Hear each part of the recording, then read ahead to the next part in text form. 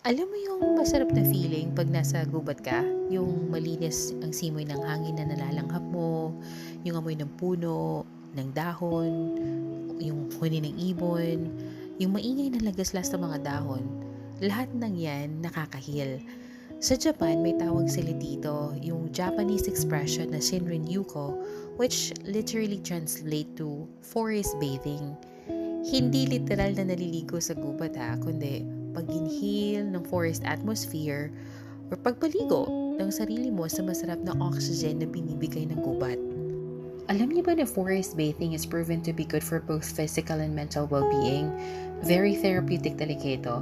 Napatunayan na nakaka-reduce ito ng stress hormone production, also nag improve ng feeling of happiness, nakaka-lower ng heart rate and blood pressure, and it boosts your immune system. Kaya naman paminsan-minsan kung hindi naman araw-araw,